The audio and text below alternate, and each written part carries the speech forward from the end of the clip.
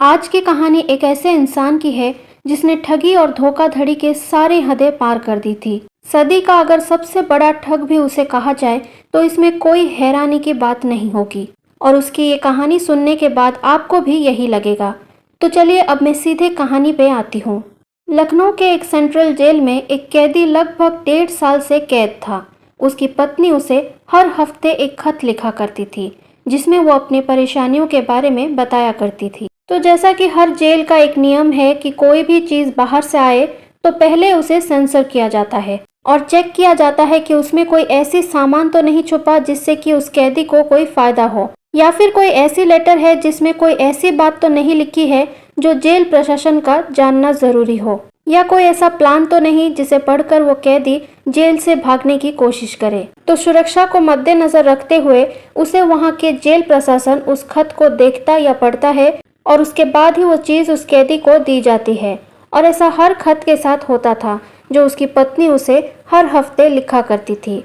और ये खतों का सिलसिला पिछले लगभग 1.5-2 महीनों से चल रहा था और इस बीच 7 से 8 खत उस कैदी के पास आ चुके थे, पर उस कैदी ने उनमें से एक भी खत का जवाब नहीं दिया। और क्योंकि वहाँ का जो जेलर था उसे पता था कि इस खत में उस कैदी की पत्नी अपनी परेशानियों के बारे में बताती है, जिसके बावजूद वो उन खतों का कोई जवाब नहीं देता, तो उस जेलर को ये सब देखकर बहुत ही आश्चर्य होता है। ऐसे ही कुछ दिनों बाद एक खत और आया, तो जेलर ने पहले उसे पढ़ा और सोचा कि क्यों ना आज मैं खुद ही जाकर उस कैदी को ये लेटर दूं। उसके बाद वो जेलर उस कैदी के पास जाकर उसे वो खत दे दिया और उससे पूछा कि तुम्हारी बीवी तुम्हें हर हफ्ते खत लिखती है, पर तुम उसका किसी भी खत का कोई जवाब क्यों नहीं देते हो। तो उस कैदी ने कहा कि ठीक है साहब, अगर आप कहते हैं तो मैं इस बार खत का जवाब जरूर दूंगा। उसके बाद उस कैदी ने एक लेटर लिखा और उसे अपनी पत्नी के एड्रेस पे भेज दिया। अब जैसा कि जेल का नियम है कि कोई चीज अगर बाहर से अंदर आए तो वो सेंसर होगी, उसी तरह अगर कोई भी चीज अंदर से बाहर जाएगी तो उसे भी सेंसर किया जाता है। तो जब वहाँ के जेलर ने उस खत को खोला और उसे पढ़ा तो उसके कान खड़े हो गए, और उसकी वजह थी उस खत में लिखी गई बातें। क्योंकि उस खत में उस कैदी ने अपनी पत्नी से कहा कि तुम परेशान ना हो, मैं कुछ ही दिनों में बाहर आ जाऊंगा। अगर तुम्हें पैसों की कोई भी दिक्कत है तो तुम एक काम करो, हमारा जो खेत है वहाँ जाओ। और वो वहाँ पे एक निशानी बताता है और कहता है कि खेत में उस जगह पर एक हाथ गड्ढा खोदना और वहाँ पे तुम्हें एक डब्बा मिलेगा, उसमें सोने चांदी के गहने और पैसे भी हैं, उसे निकाल कर तुम अपना खर्चा चलाओ, तब तक तो मैं वापस आ ही जाऊंगा। ये बात उस खत में पढ़ते ही पूरा जेल प्रशासन हरकत में आ गया और उस कैदी पर काफी सारे लूटपाट के आरोप भी पहले से थे। तो पुलिस वाले उस जगह पर छापा मारने का फैसला करते हैं। उसके बाद लखनऊ के जेलर ने वहाँ के लोकल पुलिस से बात की। वहाँ से पुलिस वाले सीधे उस कैदी के घर पहुँच गए और फिर वहाँ से जानकारी लेकर उस खेत में उसके बताई हुई जगह पर पहुँच जाते हैं और फिर वहाँ गड्ढा खोदने लगते हैं। वहाँ एक हाथ गड्ढा खोदा पर वहाँ कुछ नहीं मिला। फिर वहीं पे दूसरी जगह खोदा और वहाँ भी कुछ नहीं मिला। फिर तीसरी जगह खोदा, वहाँ भी कुछ नहीं मिला। और ऐसा करते करते उन्होंने पूरा खेत ही खोद डाला, पर वहाँ कुछ भी नहीं मिला। और सुबह से शाम हो गई तो उन्हें लगा कि शायद ये इन्फॉर्मेशन ही गलत थी और अब उन्हें यहाँ कुछ नहीं मिलने वाला। तो वो लोग वहाँ से वापस चले गए। फिर कुछ महीने बाद उसकी पत्नी का एक और खत आता है और उस खत में लिखा था कि थैंक यू जेलर साहब, आपने हमारा खेत जोत दिया और बहुत ही अच्छे से जोता, जिसकी वजह से इस बार की फसल बहुत अच्छी हुई है। मेरे पास पैसे भी नहीं थे खेत जोतने के लिए, मगर ये काम करके आपने मेरी बहुत मदद की। ये सब कुछ हो पाया उस कैदी के तेज दिमाग की वजह से, और वो कैदी कोई और नहीं बल्कि नटवर लाल था। आपने ये किस्सा शायद पहले भी कभी सुना या पढ़ा होगा, मगर ये कोई मनगढ़ंत कहानी नहीं बल्कि एक सच्ची घटना है और नटवर लाल पर ही है, और बकायदा ये सारी बातें पुलिस रिकॉर्ड्स पर भी है। नटवर लाल का जन्म सन 1912 में बिहार के सिवान जिले के गांव जीरादेई से 2 किलोमीटर दूर बांगरा में हुआ था। जीरादेई गांव एक और इंसान के लिए भी मशहूर है और वो थे हमारे देश के पहले राष्ट्रपति डॉक्टर राजेंद्र प्रसाद, जिनका जन्म भी जीरादेई गांव में ही हुआ था। दोनों ने ही कुछ पाने की चाहत में जीरादेई से ट्रेन पकड़ी और एक देश के राष्ट्रपति बनकर संसद में पहुंचे और देश का नाम रोशन किया। और दूसरे ने उसी संसद का ही सौदा कर दिया। नटवर लाल का असली नाम मिथिलेश कुमार श्रीवास्तव था और उसके पिता का नाम रघुनाथ प्रसाद श्रीवास्तव था, जो कि एक सरकारी कर्मचारी थे रेलवे में। नटवर लाल का घर आज भी उसी गांव में है, हालांकि वो अभी टूटा फूटा और खंडर हो चुका है।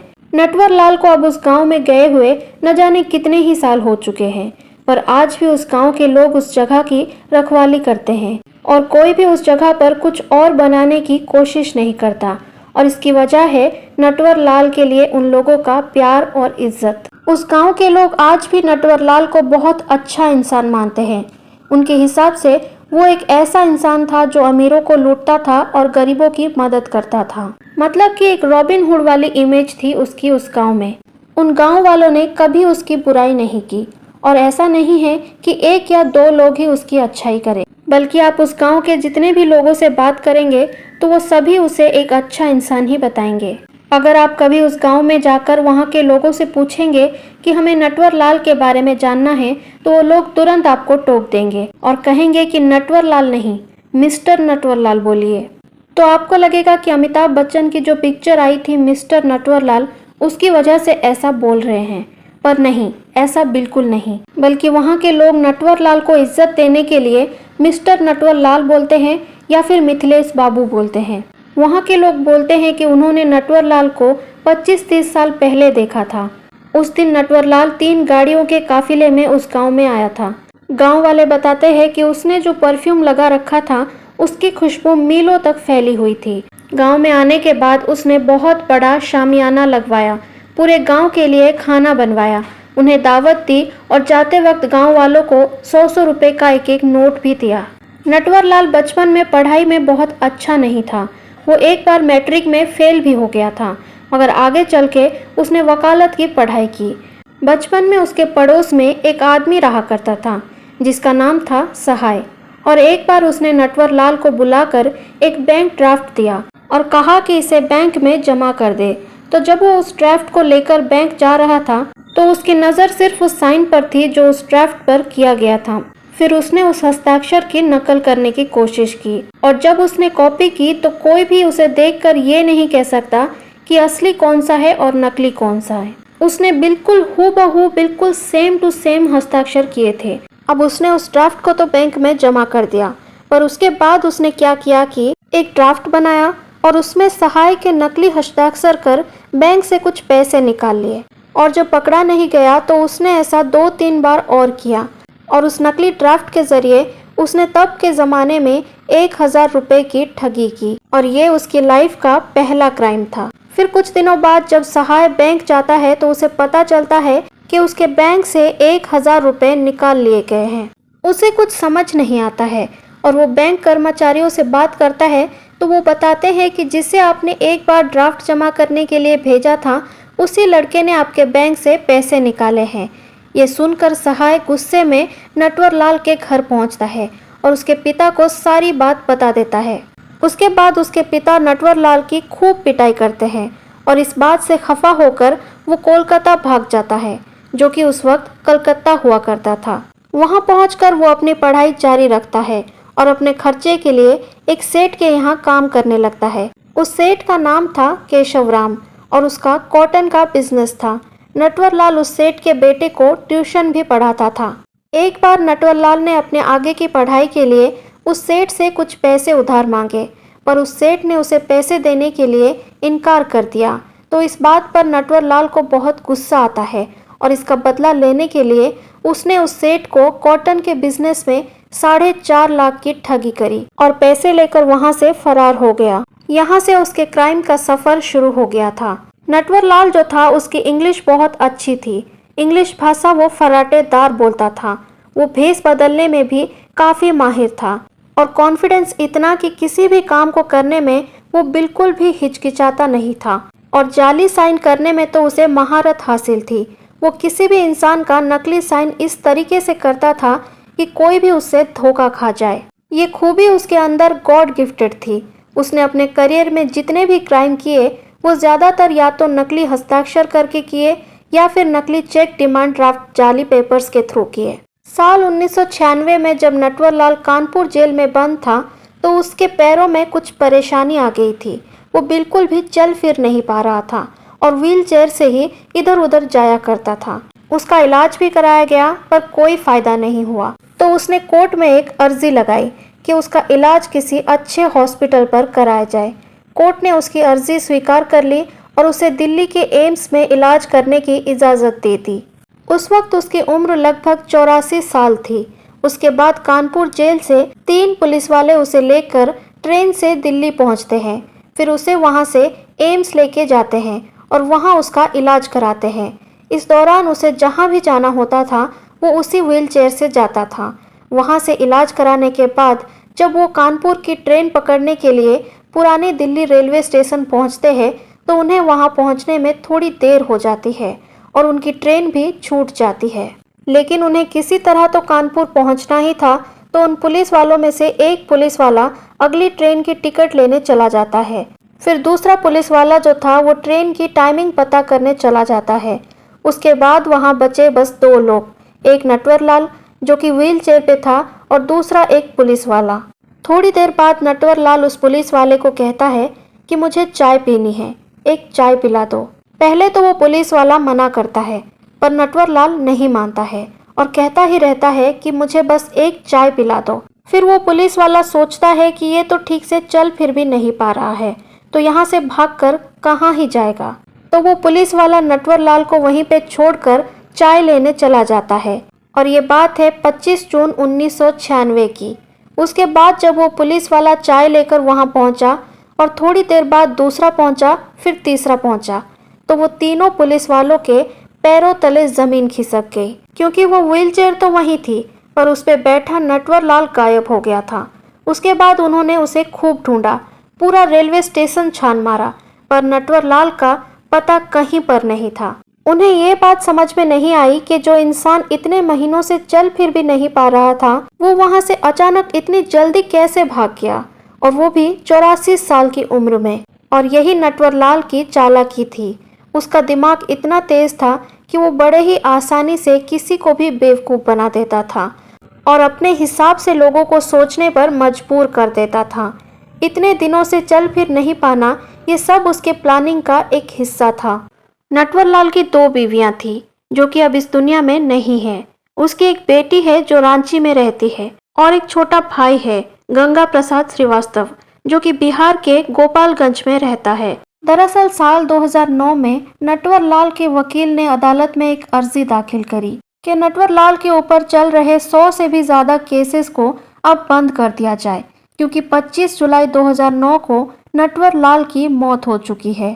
फिर उसकी छानबीन की गई और फिर उसके छोटे भाई गंगा प्रसाद श्रीवास्तव से इस बारे में पूछा गया तो उसने बताया कि आप क्या बात कर रहे हैं, नटवरलाल तो 1996 में ही मर गया था। जब वो दिल्ली रेलवे स्टेशन से भागा था उसके बाद वो वहां से रांची पहुंचा और एक एक्सीडेंट में उसकी मौत हो गई और हमने रांची में ही उसका अंतिम संस्कार कर दिया। तो उसकी मौत कब, कैसे और कहाँ हुई ये बात कभी पुख्ता रूप से सामने नहीं आया। एक तरीके से उसने मौत को भी धोखा दे दिया और आज तक लोगों को ये नहीं पता कि उसकी मौत की असली वजह क्या थी और वो कब मरा। एक बार नटवरलाल सफ़ेद खादी कुर्ता पजामा पहने बिल्कुल एक सरकारी अफसर की तरह तैयार होकर एक बड़ी सी गाड़ी में कनॉट प्लेस के एक वॉच शॉप में पहुंचता है। उस वक्त नारायण दत्त तिवारी फाइनेंस मिनिस्टर थे और राजीव गांधी प्राइम मिनिस्टर थे। तो वो उस वॉच शॉप में पहुंचकर उस दुकान के मालिक से कहता है कि वो नारायण दत्त तिवारी यानी कि फाइनेंस मिनिस्टर का पीए है और बताता है कि राजीव गांधी ने कांग्रेस की एक मीटिंग बुलाई है और वहाँ जितने भी लोग आएंगे उन्हें एक एक घड़ी गिफ्ट की जाएगी, तो आप मुझे अच्छी से अच्छी और महंगी घड़ियाँ दिखा दीजिए। उसकी बात सुनकर पहले तो उस दुकानदार को थोड़ा शक होता है मगर फिर वो सोचता है कि इतनी घड़ियों का ऑर्डर उसे आगे कभी मिले या ना मिले। तो दुकान का मालिक उसे दुकान की सबसे अच्छी और महंगी घड़ियां दिखाता है। उसके बाद नटवरलाल उनमें से बहुत सारी घड़ियों को पसंद करता है पर उस दिन वो उन्हें लेकर नहीं जाता और कहता है कि इन घड़ियों को मैं कल लेकर जाऊंगा और वहां से चला जाता है। अगले दिन वो फिर उस दुकान पर पहुंचता है और वहां से 93 वॉचेस पैक करवाता है और बोलता है कि आप अपने एक आदमी को मेरे साथ भेज दीजिए और मैं उसे इन घड़ियों की कीमत का एक ड्राफ्ट दे दूंगा। फिर वो उस दुकान के एक आदमी के साथ गाड़ी में बैठकर सीधा नॉर्थ ब्लॉक पहुंच जाता है, जहां सारे वीवीआईपी लोग रहते हैं, और एक जगह पर अपनी गाड़ी रोककर बकायदा अंदर जाता है और वापस आकर उसे 39,000 का ड्राफ्ट देता है। उस जमाने में जब चांदी किलो 500 रुपये हुआ करती थी। 2 दिन बाद जब दुकान का मालिक उस ड्राफ्ट को बैंक में जमा करता है तो पता चलता है कि वो एक फर्जी ड्राफ्ट था। ऐसा करके उसने अपने इस हुनर से बहुत सारे लोगों को लूटा। बड़े बड़े बिजनेसमैन जैसे टाटा, बिरला, अंबानी तक को भी नहीं छोड़ा। इन लोगों के पास भी वो एक ज़रूरतमंद या कोई समाज सेवक बनकर पहुंचता और उनसे बड़े बड़े डिमांड ड्राफ्ट और चेक लेकर वहां से फरार हो जाता। यहाँ तक कि उसने ताजमहल तक को बेच दिया था, वो भी प्रॉपर उसके कागज बनाकर। और वो भी एक बार नहीं, पूरे 3 बार उसने ये काम किया था। उसने अपनी जिंदगी में 3 बार तो ताजमहल को बेचा, 2 बार लाल किले को बेचा, 1 बार संसद भवन को बेचा और 1 बार राष्ट्रपति भवन को भी बेच दिया। और कुछ लोगों ने उसे खरीद भी लिया। वो अपने आप को खरीदने वालों के सामने कुछ इस तरह से पेश करता था कि वो बिल्कुल जेन्युइन पर्सन लगता था और कॉन्फिडेंस इतना कि कोई शक भी नहीं कर सकता था। बाकायदा उन प्रॉपर्टीज के सारे जाली पेपर्स बनवाता, उस टाइम के उस जमीन का रेट वगैरह सब कुछ उसमें मेंशन करता और सरकारी अधिकारियों के नकली सिग्नेचर करके सारे डॉक्यूमेंट्स को ऐसे तैयार करता कि कोई भी उसे धोखा खा जाए। बल्कि संसद भवन को उसने तब बेचा जब उसके ऊपर कानूनी कार्यवाही चल रही थी और उसने उन विधायकों के साथ ही उसे बेच दिया। साल 1937 में उसने रेलवे गोडाउन में पड़े लगभग 9 टन की लोहे की चादर को बेचने की कोशिश की, पर वो उसमें कामयाब नहीं हो सका। यहाँ तक कि उसने वैश्याओं को भी नहीं छोड़ा। वो उनके पास डेली जाता, उन्हें खूब सारी शराब पिलाता और उनके सारे पैसे और गहने लेकर वहाँ से फरार हो जाता। वो हर जगह अपने आप को अलग अलग नामों से पेश करता, कभी मिथिलेश कुमार अग्रवाल, कभी सुरेंद्र कुमार, कभी अंबिका पांडे, कभी शंकर लाल, कभी बीएन मयूर और तो कभी सीताराम आदि। और अलग अलग ही वो एड्रेस भी दिया करता था। एक बार तो उसने राष्ट्रपति डॉक्टर राजेंद्र प्रसाद के घर का एड्रेस दे दिया। ऐसे ही उसने एक बार जहां का एड्रेस दिया वहां पुलिस छापेमारी करने पहुंच गई और जब देखा तो वो उत्तर प्रदेश के मुख्यमंत्री का घर निकला। हालांकि इतना सब करने के बाद भी वो अपनी जिंदगी में सिर्फ 20 साल जेल में रहा। और मैं सिर्फ 20 साल इसलिए कह रही हूँ क्योंकि उसके ऊपर 400 से भी ज़्यादा ठगी के मामले थे और 150 से 200 के बीच उसके ऊपर मुकदमे चल रहे थे, जिनमें सिर्फ 19 मामलों में फैसले आए थे, जिसमें उसे 113 साल की कैद हुई थी। 9 बार वो देश के अलग अलग जगहों से गिरफ्तार हुआ, जिनमें से सिर्फ उसे 1 बार जमानत मिली और वो भी तब जब उसे पहली बार पकड़ा गया था। और बाकी के 8 बार वो जेल तोड़कर भाग गया, जिनमें से 1 बार वो 1942 में पटना के जेल से भागा। फिर 1944 में वो गोरखपुर जेल से भी भाग गया।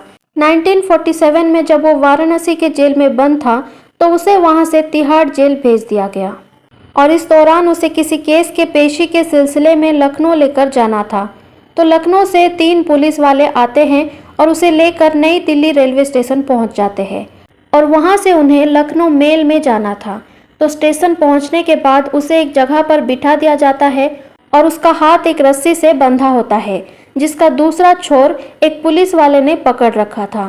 थोड़ी देर बाद वो कहता है कि मेरे सर में बहुत दर्द हो रहा है और बुखार जैसा लग रहा है, क्या आप मेरे लिए बाहर से दवाई ला देंगे? तो पुलिस वाले सोचते हैं कि आगे कहीं तबीयत और ख़राब ना हो जाए, तो उनमें से एक पुलिस वाला दवाई लेने चला जाता है। दूसरा पुलिस वाले को पानी के लिए वो बोलता है तो वो पानी लेने चला जाता है। अब वो तीसरे पुलिस वाले से कहता है कि मुझे बहुत तेज़ टॉयलेट आ रही है, आप मेरे साथ चलिए। अब जब वो पुलिस वाला उसे लेकर जाने लगा तो आगे आगे नटवरलाल और पीछे पीछे उसके हाथ से बंधी रस्सी का एक सिरा पकड़े हुए वो पुलिस वाला। अब उस भीड़ में जैसे ही नटवरलाल घुसा, उसके हाथ से कब वो रस्सी खुली और कब वो उस भीड़ में गायब हो गया, कुछ पता ही नहीं चला। वो पुलिस वाला उसे ढूंढता ही रह गया, पर वो तो था नटवरलाल। अब वो थोड़ी ना इतनी जल्दी उसे मिलने वाला था। तो इतनी चालाकी और तेज़ी थी उसमें कि वो पुलिस वाले के सामने से गायब हो गया, लेकिन उसे कुछ पता ही नहीं चला। उसके बाद 20 जुलाई 1955 को उसे मेरठ से पकड़ा गया और लखनऊ जेल भेज दिया गया, मगर वो वहाँ से भी भाग गया। वहाँ के तो पुलिस वालों ने ही उसे भगाने में मदद की। जेल के 11 पुलिस वालों को उसने अपने साथ मिला लिया और उन पुलिस वालों ने उसे पुलिस की वर्दी लाकर दी, जिसे वो बड़ी ही शान से पहनकर जेल के पहरेदारों से सलामी ठुकवाता हुआ जेल से बाहर निकला। उसने उन पुलिस वालों को 5 लाख रुपए देने का वादा भी किया था, जो कि उसने दिया भी। पर जब पुलिस वालों ने उस बैग को खोला तो उसमें सिर्फ नकली नोट भरे थे। नटवरलाल बातें करने में बहुत हाजिर जवाब था। उसे कोई भी सवाल पूछा जाए, जवाब उसके पास पहले से ही तैयार होता था। कानपुर के एक अदालत में एक बार उसकी पेशी थी। जज ने जब उससे पूछा कि तुम ऐसा क्यों करते हो, तो नटवरलाल जज से बोला कि आपके पास 1 रुपये है। तो जज ने पूछा क्यों, तो उसने कहा कि आपके पास अगर 1 रुपये है तो दीजिए, फिर मैं जवाब देता हूँ। फिर वो जज उसे 1 रुपये दे देते हैं और नटवरलाल उसे लेकर अपनी जेब में रख लेता है और बोलता है कि बस जज साहब, मैं ऐसे ही करता हूँ। मैं किसी को ज़बरदस्ती नहीं लूटता और ना ही उनसे कुछ छीनता हूँ। मैं तो बस जो उन्हें मांगता हूँ वो खुद ब खुद मुझे दे देते हैं, जैसा कि अभी आपने दिया। उसकी ये बात सुनकर कोर्ट में जितने भी लोग थे वो सब हंसने लगते हैं और जज भी मुस्कुराने लगते हैं। एक बार जब वो वाराणसी के जेल में बंद था तो उसका एक इंटरव्यू किया जाता है। उससे जब पूछा गया कि आप इस बार कैसे पकड़े गए, तो वो था बहुत ही हाजिर जवाब। तो उसने उसी अंदाज में ही उस सवाल का जवाब भी दिया। उसने कहा कि मेरे अंदर तो बहुत कॉन्फिडेंस था, मुझे लगा कि मैं कभी पकड़ा नहीं जाऊंगा, पर भगवान की यही इच्छा थी इस बार, शायद इसलिए मैं पकड़ा गया। तो उस इंटरव्यूअर ने पूछा कि क्या आप भगवान में विश्वास करते हैं? तो नटवरलाल बोला कि हाँ बिल्कुल, मुझे भगवान में पूरा विश्वास है। मैं जब भी किसी मुसीबत में होता हूँ तो मैं भगवान को याद करता हूँ और भगवान स्वयं मेरे सामने प्रकट होते हैं और मेरी मदद करते हैं। फिर उसने पूछा कि आप जेल से कैसे भागते हैं? तो उसने कहा कि मैं कभी जेल से भागता नहीं हूँ, पुलिस वाले खुद मुझे जेल से भगाते हैं, मेरे लिए खुद गेट खोलते हैं और कहते हैं कि जाओ। उसके बाद वो उससे पूछता है कि क्या आपको पता है कि आपके ऊपर एक फिल्म बन रही है? तो नटवरलाल बोलता है कि हाँ मुझे पता है। फिर वो पूछता है कि क्या आप उस फिल्म को देखेंगे? तो नटवरलाल कहता है कि मैं क्यों देखूंगा इस फिल्म को, जब इस फिल्म का असली हीरो मैं खुद ही हूँ। पर हाँ, मैं इस फिल्म पर मानहानि का केस जरूर दायर करूंगा। और उसने ये भी बताया कि अगर सरकार मेरा इस्तेमाल करे तो मैं विदेशी जितने भी कर्ज हैं उसको अपने इस हुनर से उतार दूंगा और भारत सरकार को सारे कर्जों से मुक्त कर दूंगा। उसके बाद उसका ये इंटरव्यू और उसकी कहानी जब अखबारों में छपी तो पूरा हिंदुस्तान उसे जानने लग गया और कई कहानी और किस्सों में उसका नाम भी लिया जाने लगा। पर आज भी ये एक पहेली बनी हुई है कि नटवरलाल की मौत कब, कहाँ और कैसे हुई। जैसा कि वक्त वक्त पर अलग अलग बातें सामने आई, पर कोई पुख्ता सबूत नहीं आया।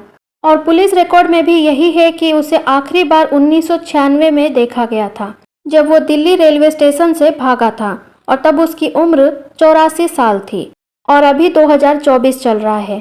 तो जाहिर सी बात है कि अब वो इस दुनिया में होगा ही नहीं, और अगर होगा तो उसकी उम्र 112 साल होगी, जो कि मुमकिन नहीं लगता। पर एक ऐसा इंसान जिसके पास इतना तेज दिमाग था, उसने उसका इस्तेमाल गलत काम में किया।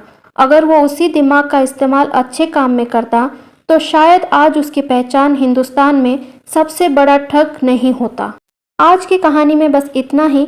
मुझे उम्मीद है कि आप लोगों को ये कहानी पसंद आई होगी, और अगर आपको कहानी पसंद आए तो इसे लाइक करें और कमेंट करके बताएं कि आपको कहानी कैसी लगी, और इसे ज़्यादा से ज़्यादा शेयर करें और चैनल को सब्सक्राइब करके बेल आइकन को दबाना मत भूलिए, ताकि मेरी कोई भी कहानी आप मिस ना कर सके। मैं आपसे मिलूंगी अगली कहानी के साथ। तब तक के लिए अपना ख्याल रखिएगा। धन्यवाद।